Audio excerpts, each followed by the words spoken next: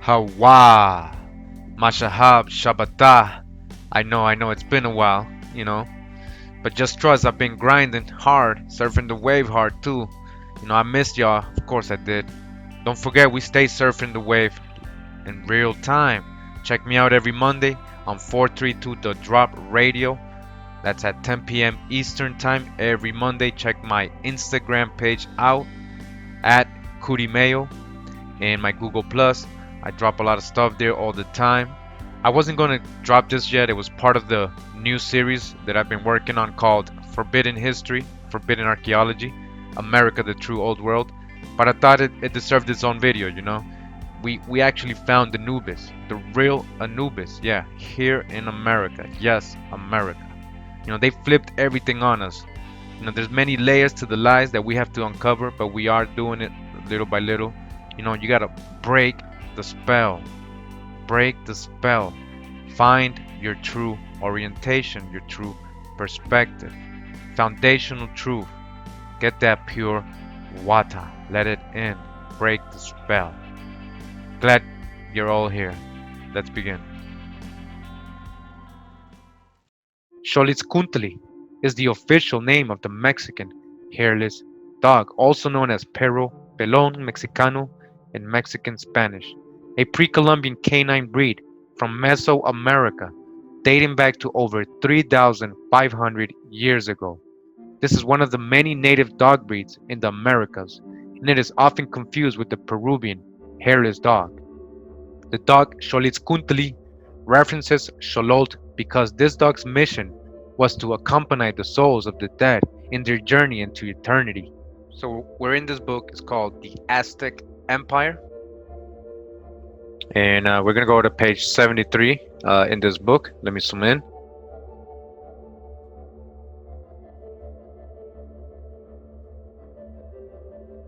The spirit of the dog had the task of transporting its master spirit to the underworld after death.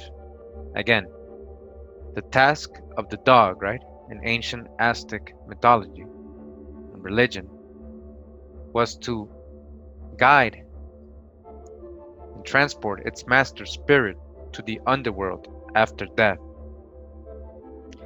Ancient History Encyclopedia. Dogs in Ancient Egypt. 1. Whether as hunters and companions or guards, police, or religious figures, the dog was a common feature of the ancient Egyptian landscape. Dogs in Mesoamerican folklore and myth. Dogs have occupied a powerful place in Mesoamerican folklore and myth since at least the classic period right through the modern times. Dogs are represented in Egyptian art work from the pre-dynastic period forwards, either as companions at the hunt or as in the afterlife vignettes.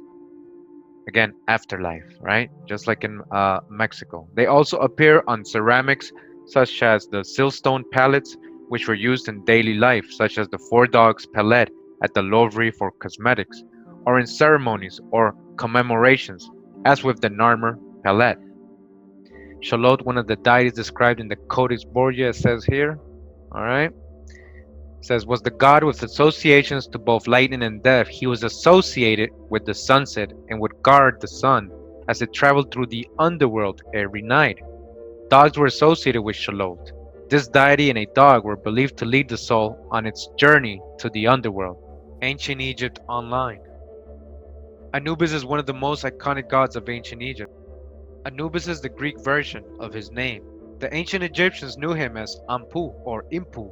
Anubis was an extremely ancient deity whose name appears in the oldest mastabas of the Old Kingdom and the pyramid text as a guardian and protector of the dead. Alright, just like Xololt. Alright, we're talking about ancient Egypt, we're talking about America. He was originally a god of the underworld, but became associated specifically with the embalming process and funeral rites. Again, this deity and a dog were believed to lead the soul on its journey to the underworld. Again, Xololt, right? We related him to Anubis, says he is believed to lead the soul on its journey to the underworld. Like many ancient Egyptian deities, Anubis assumed different roles in various contexts, depicted as protector of graves as early as the first dynasty, 3100 BC. Anubis was also embalmer by the Middle Kingdom, was replaced by Osiris in his role as Lord of the Underworld. Alright, Osiris slash aka, man, these are all epithets of Thoth, and we know Anubis is Hermanubis. We're gonna get into that. It's basically Thoth. Hermes is Thoth.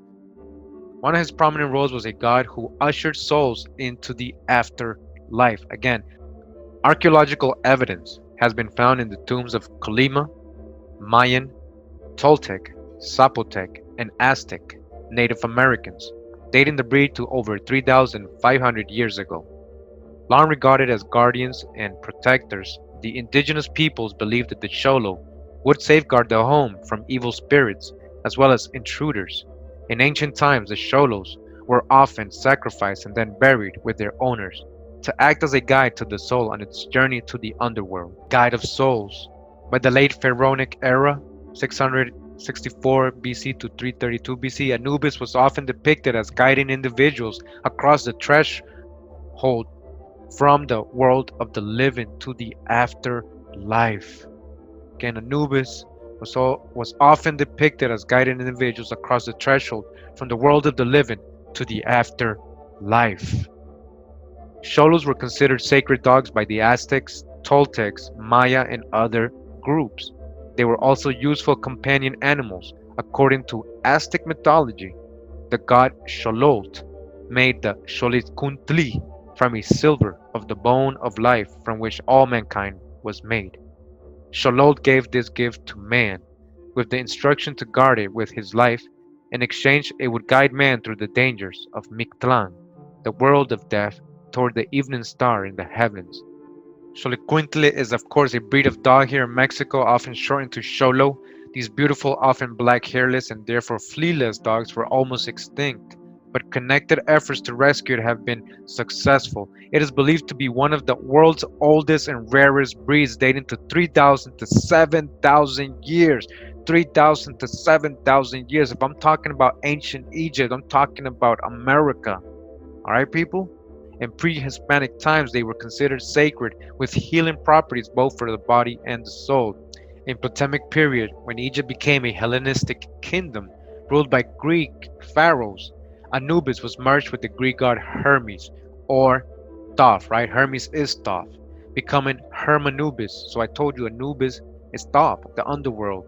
You know, Thoth is an epithet. He created all these epithets. He's the jackal. He's the hijack.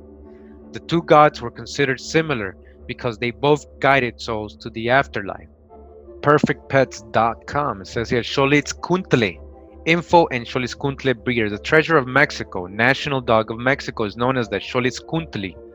Other names it may be known worldwide as include Xoloitzcuintli, Xoloitzcuintle, Mexican Hairless, and Tepitzcuintli.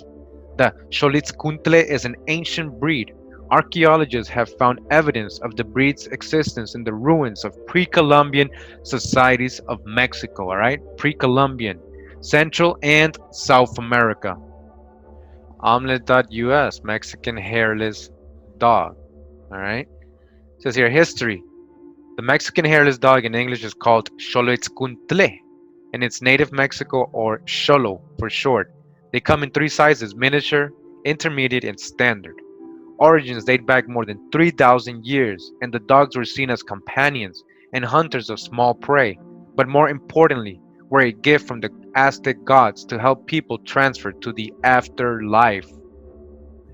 So not only do we have this dog breed in Mexico, ancient Mexico, but we also have in Peru, right? Where do we have pyramids? You know, we're saying upper and lower kingdom of ancient Egypt, the real place. We're talking about Peru, right? A lot of history there. We've already gone over that in a lot of past videos. And we got the Peruvian hairless dog, or what they call the Peruvian Inca Orchid dog. It says the Peruvian hairless dog, as you can see here, is a breed of dog with its origins in Peruvian pre-Inca cultures. You see how far back it goes? Now, look at the same looking kind of dog that we see in Mexico, the Xoloitzcuintle, right? With the Mayas and the Aztecs, right? Living with them. And now we see the Peruvian Hairless Dog, which is basically almost the same breed, right? Living with the pre-Inca cultures. Says that this is an ancient breed, although it is often perceived to be an Incan dog because it is known to have been kept during the Inca Empire. The Spaniards classified them as one of the 6 different breeds of dogs in the Inca Empire. They were also kept as pets in pre-Inca cultures from the Peruvian coastal zone. Ceramic hairless dogs from the Chimu, Moche, and Vicus culture are well known. It says some people believe that dogs came to the Americas with ancient travelers over the Bering Strait, so that we get that hijack a lot. Others believe that dogs accompanied nomads who arrived to South America from Africa. Again, more hijack. And yet, despite the speculations as to the origins of the Peruvian dog, because it's so old, they're trying to relate it to somewhere else, but this is the true old world.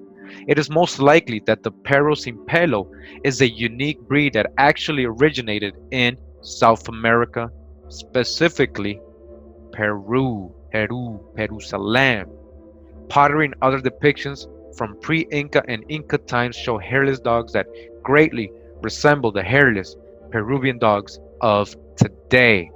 In Egypt's early dynastic period, Anubis was portrayed in a full animal form with a jackal head and body. He attended the weighing scale during the weighing of the heart, in which it was determined whether his soul would be allowed to enter the realm of the dead. The oldest known textual mention of Anubis is in the pyramid text of the Old Kingdom, 2600 BC to 2100, where he is associated with the burial of the Pharaoh. Burial, Anubis, the dog, the black dog, the Xololt. Burial with the Pharaoh. In the Old Kingdom, Anubis was the most important god of the dead. He was replaced in that role of Osiris during the Middle Kingdom.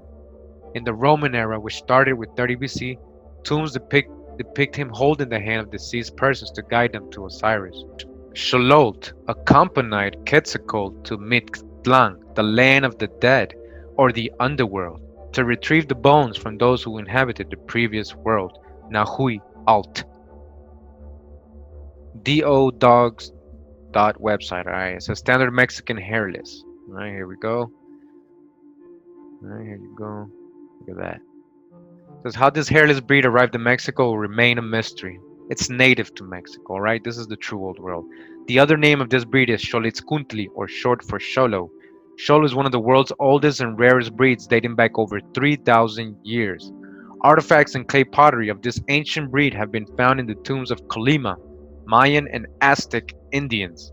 People believe that this dog would safeguard the home from evil spirits as well as intruders, right? The Spaniards. In ancient times, it was often sacrificed and then buried with their owners to act as a guide to the soul on its journey to the underworld. Again, Anubis, we found you. And again, Anubis. One of his prominent roles was a god who ushered souls into the afterlife. During pre-Inca and Inca times, it is believed that the dogs were revered animals. All right, they were revered animals, just like the Mayas and the Aztecs, just like the Egyptians had Anubis, that were thought to have mystical qualities and were even dressed in ceremonial clothing on special occasions. That's why you see Anubis all dressed up all the time, right? They did put clothes on their dogs, these ancient people. A common belief across Mesoamerican region is that a dog carries the newly deceased across a body of water in the afterlife. As in many other cultures, earlier and later, the dog was seen as a kind of intermediary between worlds who could act as a guide. This is most clearly seen in the image of the dog god Anubis. The dog who aided and guided one in life would serve the same purpose in the afterlife, again, just like in Mexico. The intimate relationship between dogs and their masters in Egypt is made clear through the inscription in tombs, monuments, and temples, and through Egyptian literature. Dogs, unlike cats, were always named, and these names were inscribed on their collars. Xolo served as companions to the Aztecs in this life and also in the afterlife, as many dog remains and dog sculptures have been found in Aztec burials, including some at the main temple in Tenochtitlan. Indeed, dogs were familiar and loved by the Egyptians. This devotion is clear from the number of times they are depicted and referenced in art and inscriptions throughout the history of the civilization. and the way they were generally treated. As already noted, dogs were depicted on palettes in the pre-dynastic and early dynastic periods. During the Old Kingdom, the dog of King Khufu, 2589 BC, the Highjack, Akbaru, was said to have been buried in the king's tomb with him. One of the best known dogs of Egypt was given his own funeral stele in this same era. Abuitiyu was the dog of a servant of the king, though which Old Kingdom monarchs is unclear, who was honored with a burial fit for a noble. Ancient origins. Xololt, the underworld god of the Aztec. Xololt plays an important role in the Aztec belief system, and he appears in several myths. The Mexican hairless dog is sleek with a muscular chest. Alright. When looking at it, one is struck by its similarities with the jackal-headed Egyptian god Anubis. Xololt and Anubis share another similarity. They are both associated with the activities occurring between death and the arrival of the afterlife. Whichever one that might be, they are not necessarily lords of the underworld themselves, but they certainly have associations with the darker side of things. Anubis was the protector of tombs. Unlike actual jackals, cemeteries tend to be associated with dogman sightings. Anubis is also the one who weighs the heart after a person is deceased. The heart is weighed against the feather of mad meaning truth. Is this the reason dogman witnesses so often describe the creature, gaze appearing to read their souls? The peculiar similarities between the two deities will lead you to believe that they have the same origin. What that could be, I do not know. Perhaps they originated on Atlantis, if ever existed, and you know it did. Dov is from Atlantis. Indigenous peoples of Mexico had Xolo dogs as home and hunting companions, and today they are still very popular companion dogs. They are also the national dog of Mexico. Their value in ancient native cultures is evidenced by their frequent appearance in art and artifacts, just like Anubis and the dog depictions in ancient Egyptian hieroglyphics. Clay dog statues have been found ritualistically placed in the tombs of Aztecs, Mayans, and Colima Indians, as have the skeletons of actual dogs. Sort of reminds you of Anubis, the Egyptian dog god, lord of the underworld, doesn't it?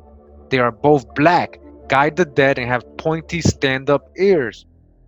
Ancient history encyclopedia says here, according to ancient Egypt, even so, just as with the mourning of the death of a human being, it was believed that one would meet one's canine friend again in the afterlife.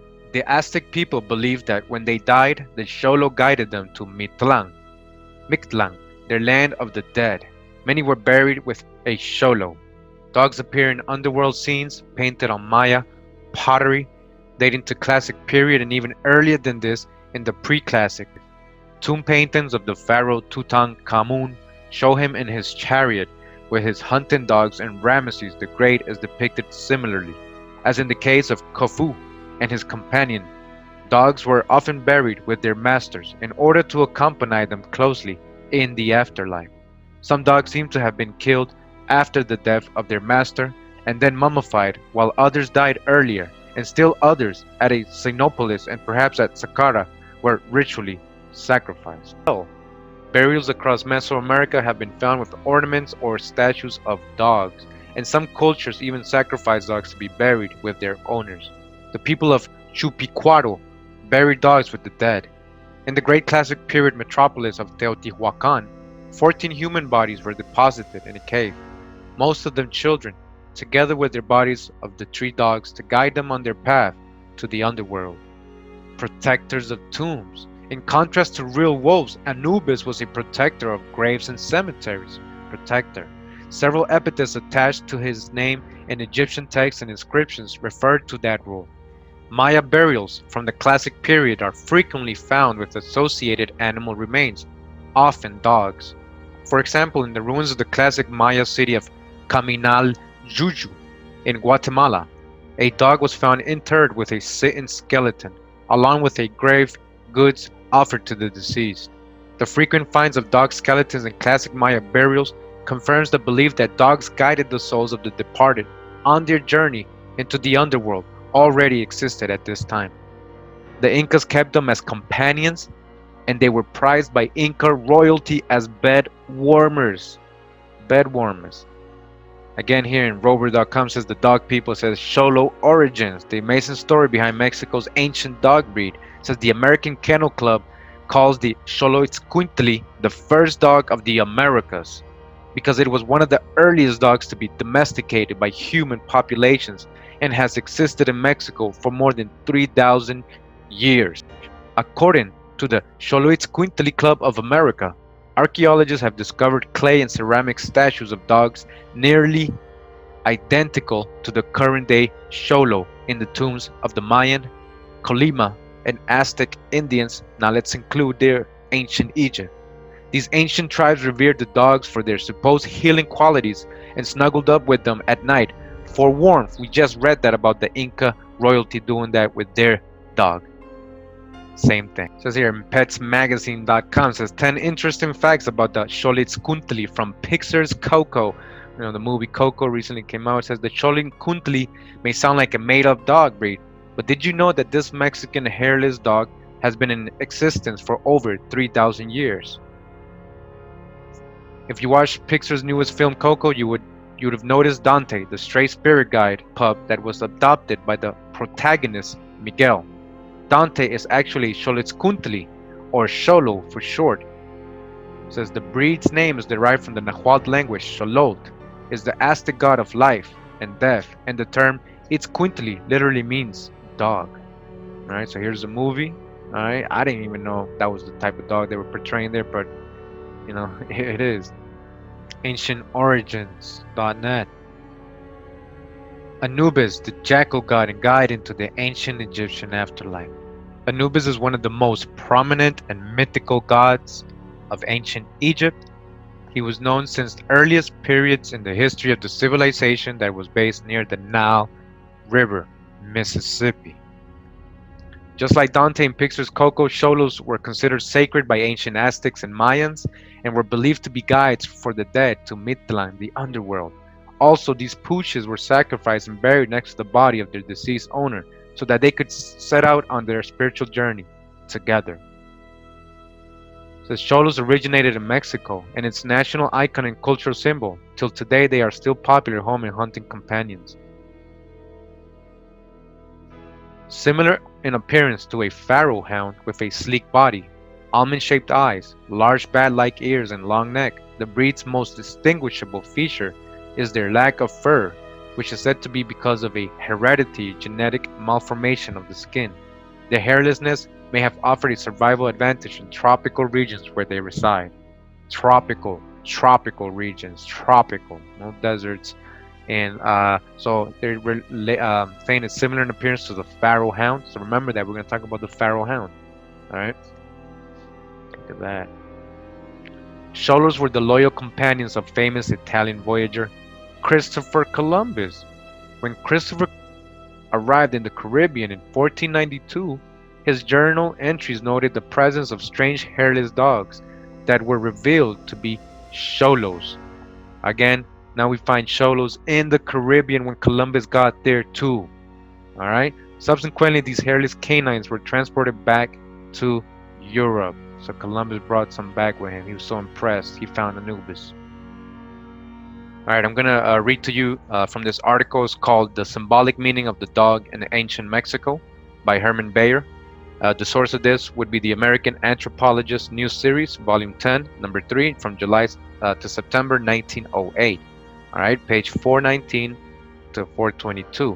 When the ancient inhabitants of Anahuac, or ancient Mexico, Mesoamerica, burned a corpse, they killed a red dog and laid it beside the dead body. The town of Hardai was the cold center of Anubis, and so was called Sinopolis, city of the dog, by the Greeks. Here dogs freely roamed through Anubis' temple and were also bred for sacrifice. Mummified dogs were brought to the temple as offerings to Anubis, the red dog identified with the Pharaoh breed being preferred, the red dog. Again, just like the Mayas, the red dog, red fur dog, sacrifice, right? Red dog. Here we go again. When the ancient inhabitants of Anahuac, or ancient Mexico, Mesoamerica, burned a corpse, they killed a red dog and laid it beside the dead body. It says here that mummified dogs were brought to the temple as offering to Anubis, the red dog identified with the pharaoh being preferred. When the ancient inhabitants of Anahuac, or ancient Mexico, Mesoamerica, burned a corpse, they killed a red dog and laid it beside the dead body. In addition, they made the deceased take along a small dog with reddish fur, and around its neck they put a loose cotton cord. They said that the deceased swam on top of the dog when they passed through the one river in hell called Chicona Huapan. Anubis was one of the deities that could also work against humans. He was independent, sometimes helpful, but sometimes punished humans as well. One of his main roles was the guardian of the scales. This was related to the beliefs that after death a person meets the gods who put his or her heart on a special scale. The scenes of the weighing of the heart ceremony from the Book of the Dead present Anubis, who measured if the person was worthy enough to live an eternal life. Thus, Anubis could decide the soul's fate. Anubis was one of the most frequently represented gods in the ancient Egyptian art. In the early dynastic period, he was depicted in animal form as a black wolf. That's the hijack with wolf. We know it's the Xololt of Mexico. We're going to see, all right, it's clear. Anubis' distinctive black color did not represent the code of real wolves. You hear how they're trying to throw you off? Because they're depicting, we find this depiction of a black dog all over the hieroglyphs. So they're saying it's not because of his coat, because there is none like this in Egypt. And it doesn't look like the wolf they're talking about. So they're trying to play it off right here. They're saying Anubis' distinctive black color did not represent the coat of real wolves, but it had several symbolic meanings. Yeah, of course, it has symbolic meanings. That's why they named them. That's why the Mayas and Aztecs grabbed Xololt, right? And made him the god on the underworld because of his black coat. Regarding the Xoloitzcuintle, so again, the Mexican dog, right? It says most hairless dogs are black or bluish gray in color. Xolos come in 3 different sizes: toy, miniature, and standard, and they weigh between 4 to 20 kilos. They're mostly black or bluish gray in color. Again, they're mostly black or bluish gray in color. Who's also black, always depicted? Anubis. The god Anubis was usually depicted as a jackal and sometimes as a man, but he was always in black. Again, the god Anubis was usually depicted as a jackal and sometimes as a man, but he was always in black. He ain't brown, which was a color connected with desolation and rebirth. Archaeologists have identified Anubis, sacred animal, as an Egyptian canid, the African golden wolf. So they're saying that Anubis, right? This depiction that you see in the hieroglyphics all the time with the black head, black, right? Jackal looking kind of dog, says that it is basically identified as the sacred animals, the African golden wolf. Now look at this animal. So this is the African golden wolf. Does this look anything like Anubis? Does this look anything like Anubis? This is a jackal, right? Coyote, fox, whatever you want to call him, but definitely not Anubis. Anubis was depicted in black. Again, Anubis was depicted in black, a color that symbolized both rebirth and the discoloration of the corpse after embalming. So that's what they say, why he is depicted in black. But the reality is because they're depicting the Xololt, the Mexican dog. We're going to show you in the Peruvian Inca Orchid. This is the Mexican Xololt dog. You see this? The Mexican, the Peruvian Inca Orchid dog from America. Doesn't exist in Egypt. Anubis. In modern times, the Chinantecs and Mixes of Oaxaca believe that the black dog will help the newly dead to cross a body of water, either a river or a sea, to the land of the dead. The Huitzilan believe that a dog carries the dead across the water to reach the underworld, home of the devil. So here, ancient Egyptian mythology, the afterlife. One of the most intriguing tales of ancient Egypt is the one of the afterlife. Laid out step by step in the Book of the Dead, the pharaoh must embark on an amazing journey to attain his ultimate goal of becoming the sun god Ra. Alright, so dodge the hijack here, but it says right in the beginning, the journey begins. Before a pharaoh could face the trials of the 12 great halls, he first had to secure passage in the form of a boat that would carry him down the river of the underworld. So he has to get on a boat, right? that has to carry him down the river to get to the underworld on a river, on a boat. They thought that 4 years after the death, this dog had to carry the soul over Chikuna Nua Hapang, the ninefold stream, right? The river, just like Anubis, right? In the river, when you die, he transports you on a raft, on a boat that flows around the innermost hell, the final abode of the dead. Regarding rivers again, it says here the Book of Gates by E.A. Wallace Bush, 1905. It says the Book of Gates is an ancient Egyptian cosmological treatise describing the architecture and inhabitants of the Tuat or Duat, the underworld, which the boat of the sun god Ra traversed during the night hours. So a boat through a river, just like the Xololt. You have to cross a river in the underworld in the Maya and Aztec mythology, right?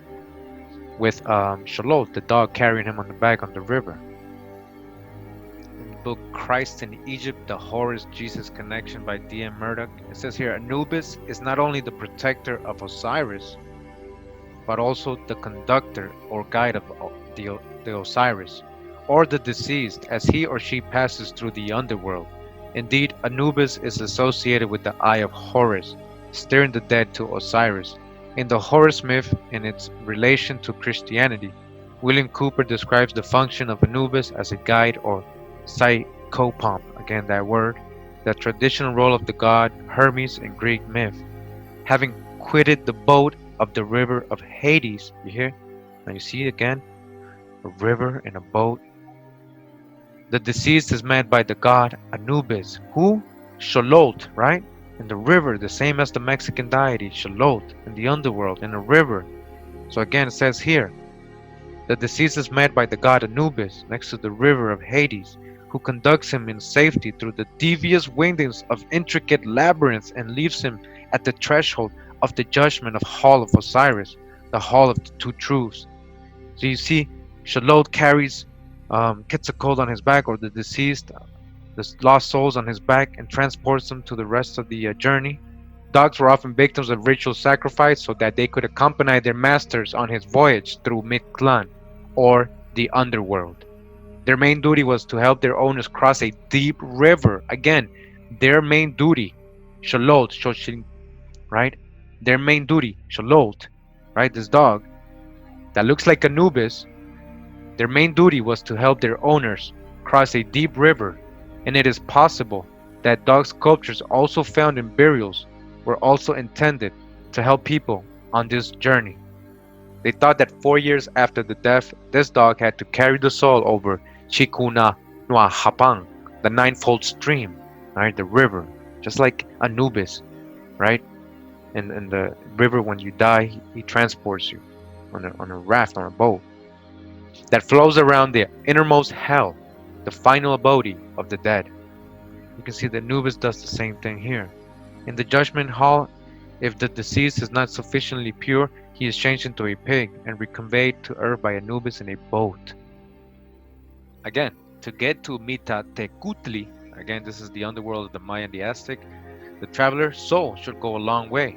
The 4-day journey between the crumbling mountains and through the deserts under the icy wind, fleeing from snakes and crocodiles. Then on the shore, again on the shore of the underground river, the deceased met the conductor, right, or the ferryman, right? Conductor, ferryman, in the form of a small dog with ruby eyes, again Anubis as the ferryman.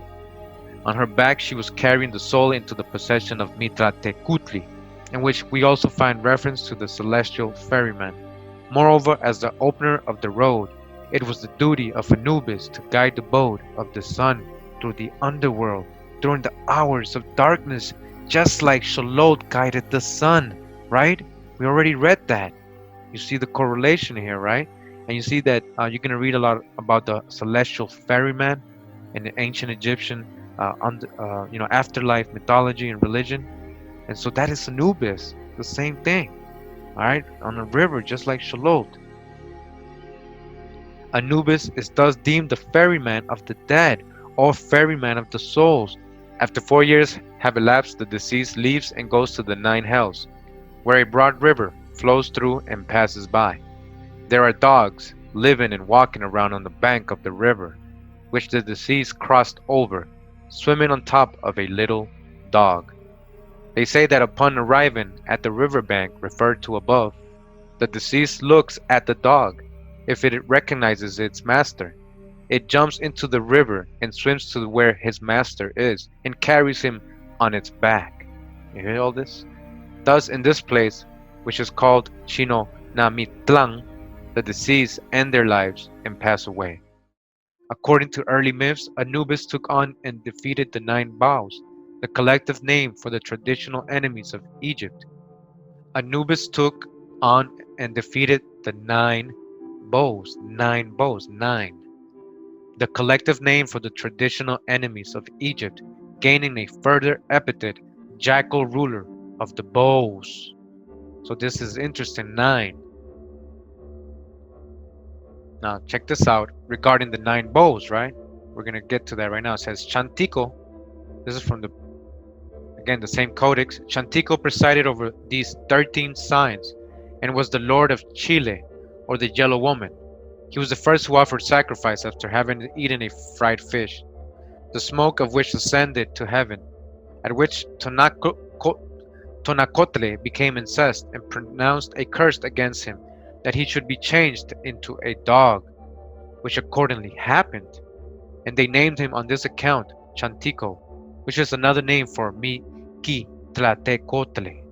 From this transgression the destructions of the world ensued. He was called Nine Dogs. Again, Nine Dogs.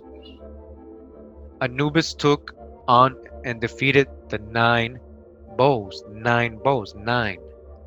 The collective name for the traditional enemies of Egypt, gaining a further epithet, jackal ruler of the bows. Who was Xololt?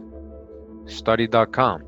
Did you know that the ancient Mesoamericans, the denizens of fierce empires and mighty civilizations, were obsessed with hairless dogs? It might seem strange, but you probably would be too if you thought the dog could help guide your soul through the 9 levels of hell. He was called again Nine Dogs, from the sign on which he was born. Xoloitzcuintle and Anubis. This year's official theme for Day of the Dead cultural activities in Mazatlan was Mictlan, the world of death in Aztec mythology. Navigating the 9 levels of Mictlan towards the evening star in the heavens was said to take nearly 4 years and was full of challenges. Just like an Egyptian is full of challenges, right? You don't just die and go to heaven, you have to complete some challenges. And so it is with the Aztec mythology. You see, this is the true old world, people. This is what I'm trying to show you. Again, it says here, navigating the 9 levels in 4 years, and it was full of challenges. The dead needed help, a guide, and they found it in a dog, Xoloitzcuintle, or Anubis, a carnation of Xololt, the god of fire, lightning, sickness, and deformities, twin brother of Quetzalcoatl. Anubis took on and defeated the nine bows, nine, the collective name for the traditional enemies of Egypt, gaining a further epithet, jackal ruler of the bows. All right, so we have Xololt, right? The god that supposedly the Xoloitzcuintli is named after. All right, so again, it's a deity, an Aztec deity, right? A dog-headed Aztec deity, right? In his ancient Egyptian religion, usually a canine or a man with a canine head. To the Aztecs, the association between dogs and death was embodied in the form of Xololt, the god of fire, lightning, deformities, and death. Xololt was often depicted as a human skeleton with the head of a dog, but any symbol of a dog could represent the fearsome deity. In ancient Mexico, man's best friend was a loyal companion, even after death. Now, this mythical personage, Xololt, is generally represented with a dog's head, sometimes even as an entire dog. The Mexicans had a certain species of dogs called Xoloitzcuintli. The Zapotec named them Pecoxolo. All this shows that Xololt, who carries the sun, has been conceived as a parallel to guide and carrier of the human soul, the dog. Alright, you guys hearing this? This is all Anubis. This is ancient Egypt Anubis. Alright, this is the origin right here, the true old world. the guardian of the dead. Anubis' main roles were embalming the body, guiding the soul, and protecting the tomb. So protecting, you see, guiding, just like the Xololt dog. According to an Osiris myth, he helped Isis embalm her husband. Due to this story, the priests who worked during the mummification process wore masks with a jackal face. They wore masks with a jackal face. You see, you're hearing this, right? Antiquities of Mexico by Lord Kingsborough. It says here in volume 6, page 127, from the Codex Tejeriano Remeses. We're going to get a description of one of the drawings and plates here. Xantico or Quetzalcoatl is the symbol which the country people of Xoloitzcuintle wear on their heads. You hear that?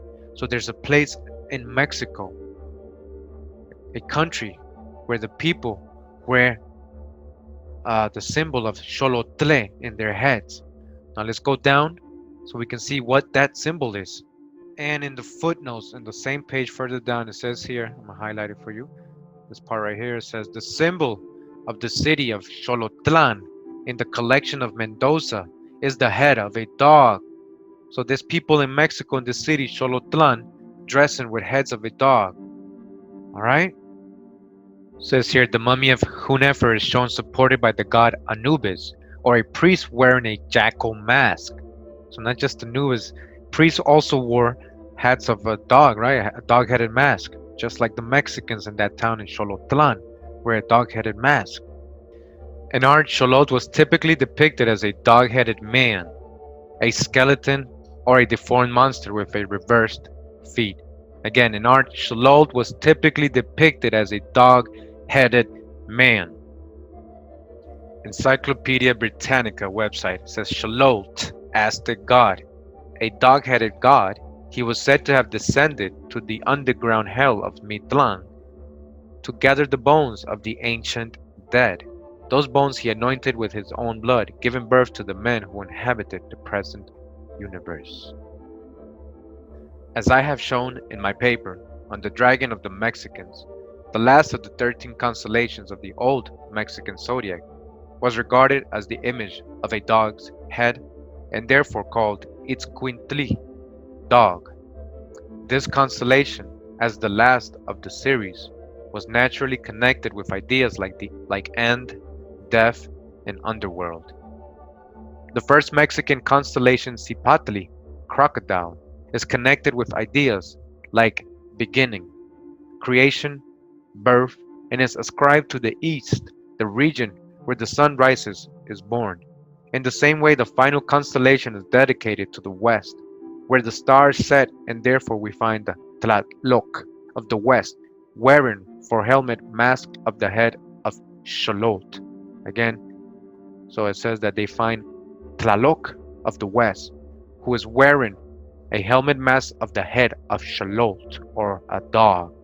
Thus, the role the dog played in Mexican mythology is wholly explained if we accept the theory that the dog primarily represented a constellation. You hear this? Thus, we understand why the Mexicans, the dog became the animal of the dead. Although the Greeks and Romans typically scorned Egypt's animal-headed gods as bizarre and primitive, Anubis was mockingly called Barker by the Greeks. Anubis was sometimes associated with Ceres in the heavens and Cerberus and Hades in the underworld.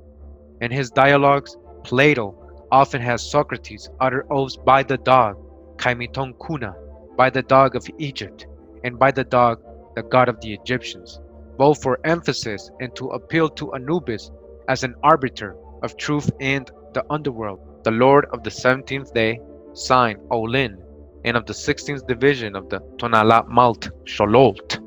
Again, Xololt. This is where they get Xololt, alright? Is, as we learn from the picture writings, the god who carries the sun through the underworld. The interpreter of the Codex Tejeriano Remenses, Folio 20, says that the sun goes to shine to the dead. The Duat was the region through which the sun god Ra, now listen to this, the sun god Ra traveled from west to east each night, and it was where he battled Apophis, who embodied the primordial chaos which the sun had to defeat in order to rise each morning, bring order back to the earth. You hear that? So just like the Xololt had to guide the sun to the underworld, and it can rise the next morning every time. So did the Wad, and you see the whole sun symbology of battling to, you know, something going on here, so it can rise the next day. The peculiar disc of dark feathers, which Xololt represented as having on his back. On page 76 of the Codex Nudal, we have thus take for a likeness of the night sun, the sun of the underworld, Naui Olin, for movement, is used as a hieroglyphic of the sun. By Olin was primarily meant the movement of the fire drill, as the world stands for the constellation Mammal Huatztli, fire sticks. This elucidates the relation between the sun and movement. That the tale of Xoloitzcuintli, figures 99 and 101, which I take to be a conventionalized form of the outlines of the constellation dog, which is figure 1 and 2 here in the bottom, was used as a symbolic ornament of Xololt, is from the foregoing easy to understand. But the same emblem is also worn by Tepeyolotzli, Chantico, and the mummy of the warrior, and is a part of the hieroglyphic of Moctecu Soma. Now, the Tepeyolotli is a god of the underworld, his name meaning heart, interior of the mountains, and he appears in the form of a tiger, the animal of darkness. Are we talking about jaguar? Because there is no tigers in America. We're talking about jaguars. All right? The Spanish used to call jaguars tigres or tigers. Chantico, the fire goddess of Xochimilco, signifies, as her various names and myths indicate, the sun in the underworld. Of her it is expressly stated that she was transformed into a dog, and one of her names was Quaxolot. Quaxolot. But Xololt is not only the guide or carrier of the sun, but also in his form of Nanautzin, the sun itself. Alright, you hear that? The sun itself, sun worship. This identification of Xololt, Nanautzin, we owe to Professor Seller. The warrior's mummy was adorned also with blue dog, and its relations to the abode of the dead are evident. Motecu Soma's hieroglyphic consists of two parts, the symbols of the first and of the last constellation, this being with the Aztecs the sign Xoloitzcuintli, the fire god, whose earthly representative the Mexican king was. Because of the Xoloitzcuintli's association with the underworld, he was the god Xololt, the twin brother of Quetzalcoatl. While Xololt symbolized the planet Venus as the evening star, Quetzalcoatl was Venus as the morning star. Together they exemplified the harmony of opposites, which is central to Aztec kingdom. Again, Xoloitzcuintli's association with the underworld. He was the god Xololt. In the pyramid text of Unas, Anubis is associated with the Eye of Horus, who acted as a guide to the dead and helped them find Osiris. Right, so you see Anubis guiding people to get to Osiris, or the bones or the body of Osiris, just like Xololt guided Quetzalcoatl to the underworld to find the bones of the last human, I guess, people before the fourth sun. Xoloitzcuintle, right, this dog-headed deity, Anubis. Tav is known to be one of the survivors of the deluge, right? He writes it in the Emerald Tablets, and he's one of the 7 primary gods, it says, right? And if you've seen my Tav videos, so it says here, they believe Xoloitzcuintle to be the god of monstrous productions and of twins, which are such things as grow double. He was one of the 7 who remained after the deluge, and he presided over these 13 signs, which they usually considered unlucky. But they said that he who was born on the 7th sign of air would be rich, but that those who were born on the other signs would be spies and impostors. Xoloitzcuintle, Xololt in mythology. Xololt plays an interesting role in Aztec mythology as a shape-shifting trickster. Again, trickster. Alright, remember that. Trickster. The Greeks created a composite deity called Anubis as well. They decided to combine Hermes as a messenger of the gods with Anubis, who guided the dead to meet them. Over time, Anubis became related to Hippocrates in the eyes of the Romans, a popular god for alchemists and philosophers during the Renaissance. So we're just talking about Thoth again. You see, he's all over the place.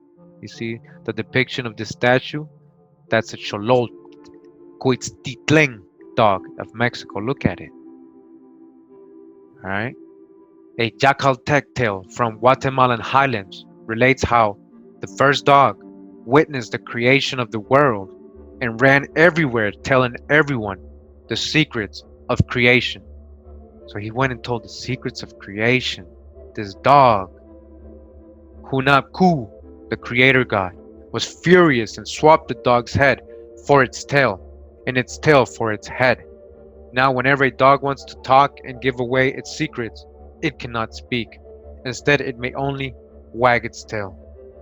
There are two stories in particular that explain Xolot's role in Aztec creation stories, and both take place at the dawning of the fifth sun, the era in which humans were created and in which we live.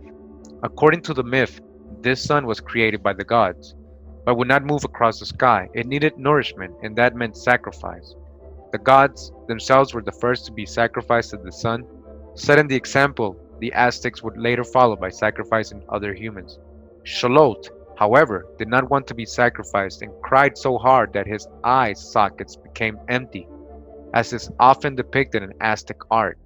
Then he turned himself into maize, a maguey plant, and an amphibian called an Xololt. Eventually, however, he was tracked down by the winged god and sacrificed so that the sun could begin its movement and start the new era. In some versions of the myth, Xololt later becomes one of the figures in charge of performing sacrifices on other gods. As a psychopomp, and it says psychopomp is Greek for literally meaning the guide of souls, are creatures, spirits, angels, or deities in many religions whose responsibility is to escort newly deceased souls from earth to the afterlife. Alright, so it says Xololt as a psychopomp, Xololt will guide the dead on their journey to Mictlan, the afterlife in myths. Though a similar role was sometimes performed by the cow-headed Hathor, Anubis was more commonly chosen to fulfill that function. Greek writers from the Roman period of Egyptian history designated that role as that of psychopomp. Again, we got the word again, psychopomp. A Greek term meaning guide of souls, just like Xololt was a type of psychopomp. They used to refer to their own god Hermes, who also played that role in Greek religion. Okay, Hermes, aka Thoth, is the real jackal. He is the dog, the jackal, the fox. Swiper no swiping. Funerary art from that period represents Anubis guiding either men or women dressed in Greek clothes into the presence of Osiris, who by then had long replaced Anubis as ruler of the underworld.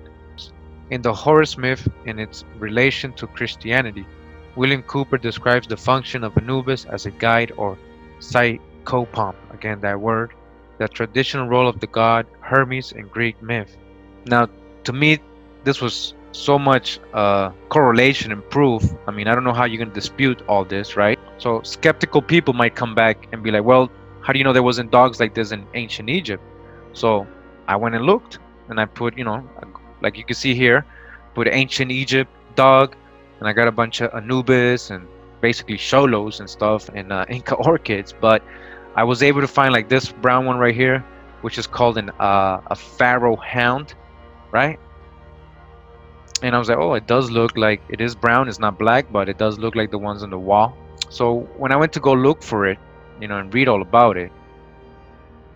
All right, let's just read a little bit right here.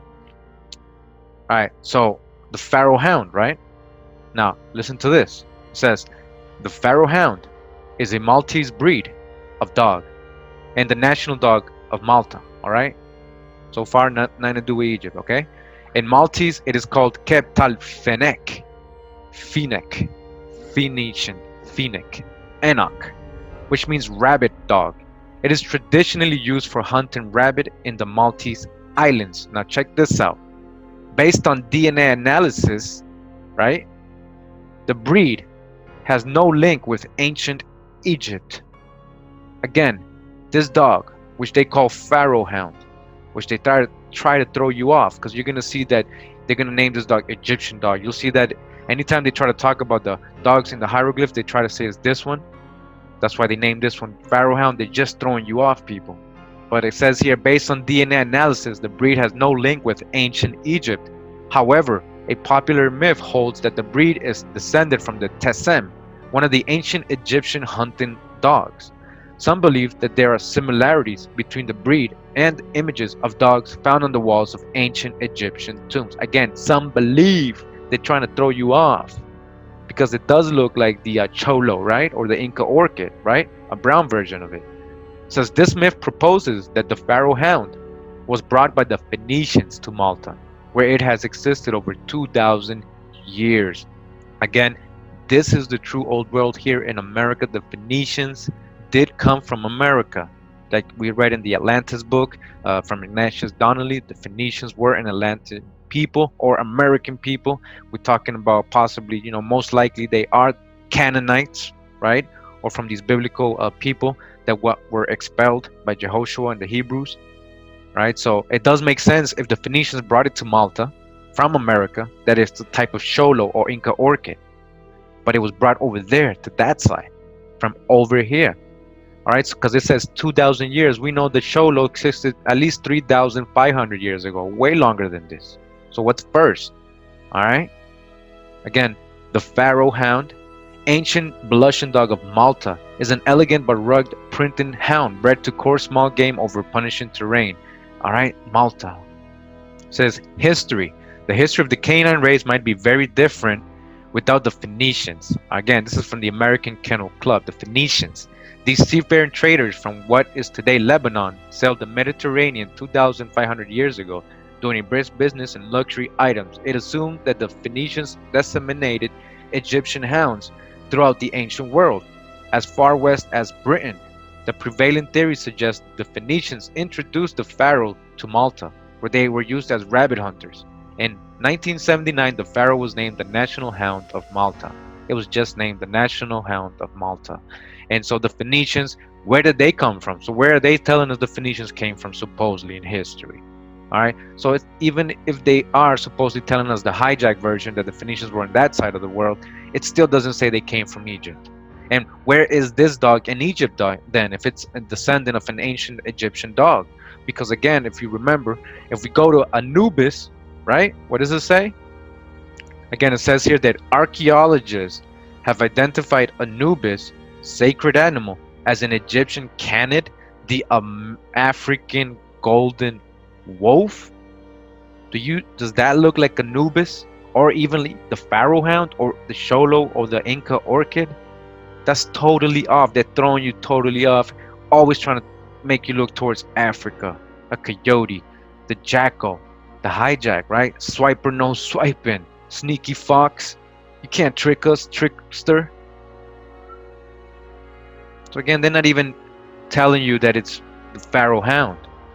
They're totally throwing you off. They don't even want you to research the Pharaoh Hound, because that's Phoenician. That has nothing to do with Egypt. And when you really start doing the research, when we start waking up, we'll see that the Phoenicians were from over here. All right. The Ibisan, probably the dog most often represented in Egyptian art. The Ibisan is of Egyptian origin but was brought from Egypt to the island of Ibiza by Phoenician traders. Alright, so it was brought by Phoenicians, again, Americans, Atlanteans. The breed and its name is usually dated from this time, but there is no evidence of the dog on the island of Ibiza originally, while there is a great deal suggesting its presence in Egypt. This is the dog most often referred to as the Tesem, and so the typical Egyptian dog. You hear this? We're in Ancient History Encyclopedia, and they're clearly telling us that this Ibisan type dog is the one that's usually depicted, the typical Egyptian dog. All right, but there is no evidence of the dog on the island of Ibiza, and they're saying that it's brought by Phoenicians. That's from America. We're talking about the Xolos. It says here the Pharaoh. This breed is routinely claimed to have originated much later in the 17th century CE on Malta. All right, we are the Pharaoh Hound. All right, it's from Malta, not from Egypt. but its ancestors are thought to have been kept by the ancient Egyptians. Most likely, it was an Egyptian breed brought to Malta by Phoenician traders. Again, the play of words, right? Most likely. They're not telling you it's fact. They're playing word games with you. They're throwing hints in your head, brainwashing you, programming you. All right? So, either way, they're saying it was brought by Phoenicians to Malta. We know again that is Phoenicians from America. All right? This claim is based upon artwork. So, this claim is only based upon artwork. That's it. That's it. Such as that on the tomb of Intef II toward the end of the first intermediate period. And here we go again. His funerary stele depicts dogs which resemble a breed similar to the later Pharaoh Hound, more than other known Egyptian breeds. Alright, so they're talking about the Xoloitzcuintle, right, or the Peruvian Inca Orchid. The pharaoh is often depicted in hunting scenes and was considered the best breed for sacrifice to Anubis. Here we go, Anubis. The Pharaoh Hound from Malta has nothing to do with Egypt. Alright? The Basenji is the most often cited as the inspiration for the image of Anubis, one of the principal gods of the dead who guided the soul to judgment in the afterlife.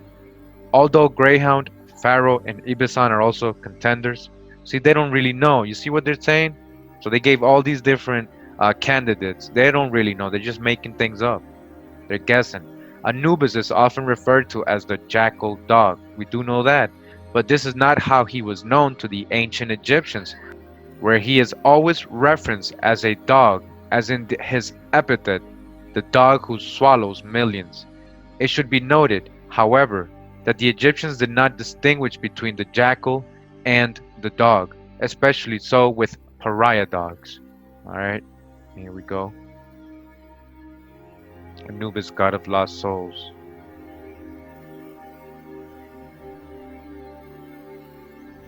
The Spanish conquest of Peru nearly caused the extinction of the breed. Again, the Spanish conquest of Peru. We're talking about the Inca Orchid, just like the Xololt, right? The Mexican Hairless Dog. It also told us that they were being killed by the Spaniards there as well. It says here that the Spanish conquest of Peru nearly caused the extinction of the breed. The dog survived in rural areas where the people believed that they held a mystical value. Mystical. We already know they're talking about the underworld. And because of their reputation to treat arthritis. Be that as it may, when the Spanish arrived, the dog was almost eradicated, and some reports state that the Spaniards used the dogs as a food source. At any rate, the treasured breed managed to survive, especially in rural areas. When Cortés conquered the Aztecs, the remaining people fled to the jungles, taking their xolos with them. Many of the Aztecs died out, but the dogs survived. So touch the hijack, because you're still here. You are the Aztec. Despite the Xolo's more than 3,000-year history in Mexico, the breed did not receive any official notice in its homeland until 1950s. The FCI, founded in 1440, which is the Federation Cynologique International, I guess the largest international federation of kennel clubs, all right? Founded in 1940, was not prepared to declare the Xolo an official pure breed at that time. They didn't want people to know about Anubis in America. I'm telling you, man. According to the breed historian Norman Pelham, right, author of The Enigma of the Xoloitzcuintle, Xolos began to turn up at Mexican dog shows in the late 1940s. Although they were recognized as indigenous specimens of a native breed, interest in them was minimal at that time because information was scarce and no standard existed by which to judge them. Within a decade, the FCI realized that the breed would become extinct if drastic action were not taken to save it. This led to the widely publicized Xolo expedition of 1954. With the official sanction of the FCI, Wright and a team of Mexican and British dog authorities set off to discover if any purebred Xolos still existed in remote areas of Mexico. Eventually, 10 structurally strong Xolos were found, and these dogs formed the foundation of Mexico's program to revive the breed. A committee headed by Wright authored the first official standard for the breed on May 1st, 1956. The Xolo was finally recognized in its native land, and as Mexico is a member of the FCI worldwide. All right, so you see that this dog, the species, this breed was able to survive all these thousands of years, and if the you know the ancestors had these dogs, then and they were able to survive, then that must mean something. Just like us, we're surviving here. We're trying to come back, just like they are. And I just want to end the video here. I hope you liked this presentation. Again, I thought it deserved its own video. It was a lot of information that I wanted you to correlate, so you can have. And look forward to giving you the other videos I got coming. Again, Forbidden History, Forbidden Archeology, America, the True Old World. That video series is coming up soon. I'm almost done with a couple of them. I'm going to upload more than one. Again, this relates to what I'm working on. I'm sorry it took so long. I just wanted to show you guys this video, but a lot of more is coming. I'm telling you, ancient Egypt is over here in America. I got the whole correlation, and we got the whole books that they've been hiding in the archives, in the library, in the books from before the 1900s, correlating what they found in all these sites in Mexico and Peru and all these places in America, even in the mounds of the North America. So, it's been a while. Thank you for tuning in again. It's been a pleasure. Shalawan, Shabata, HAWAH.